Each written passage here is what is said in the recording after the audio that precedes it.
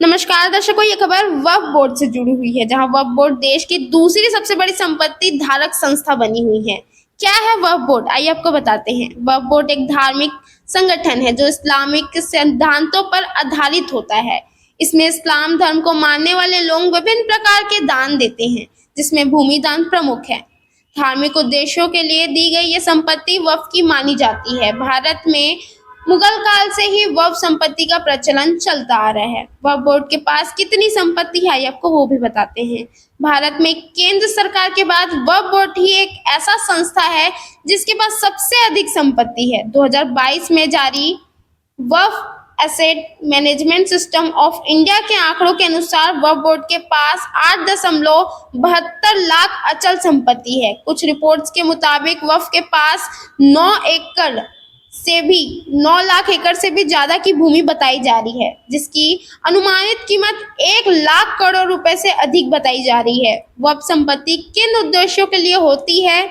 वक्फ संपत्तियां मुख्य रूप से धार्मिक उपयोग के लिए दी जाती है, जैसे कि कब्रिस्तान, मदरसे, दरगाह, मस्जिद जैसे चीजों के लिए। इतिहास में देखा गया है कि मुगलों के दौर से ही देश के बड़े शहरों की कई जमीनें वक्फ को सौंप दी गई हैं, ताकि वो इस्लामिक उद्देश्य के लिए उपयोग की जा सके।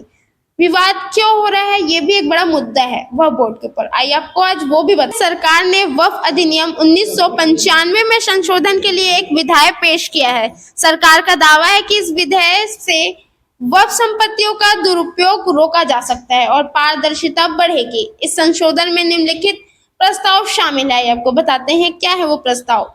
गैर मुस्लिम और महिला सदस्यों को वक्फ बोर्ड में शामिल करना, कलेक्टर को वक्फ संपत्तियों का संरक्षण करने का अधिकार देना, वक्फ के फैसलों को हाईकोर्ट में चुनौती देने की अनुमति। मुस्लिम समुदाय का आरोप है कि यह विधेयक उनकी धार्मिक स्वतंत्रता पर हमला है और इससे वक्फ संपत्ति पर बोर्ड का अधिकार कम हो जाएगा। कई विपक्षी दल भी इस विधेयक के खिलाफ एकजुट होकर इसका विरोध कर रहे हैं। देश भर में चर्चा का विषय है वक्फ बोर्ड और वक्फ बोर्ड की संपत्ति, और इस नए विधेयक को लेकर संसद से लेकर आम जनता के बीच काफी बहस हो रही है। कुछ लोग इसे सुधार की दिशा में उठाए कदम मानते हैं, तो कुछ लोग इसे सरकार द्वारा वक्फ बोर्ड पर नियंत्रण स्थापित करने की कोशिश के रूप में देख रहे हैं। तो अब आप कमेंट कर बताइएगा कि सरकार का ये संशोधन जो वो करने जा रहा है, वो आप उससे सहमत है या नहीं? क्या आपको भी लगता है कि सरकार नियंत्रण करना चाहता है, या आपको लगता है कि ये एक अच्छी राह है? कमेंट जरूर करें।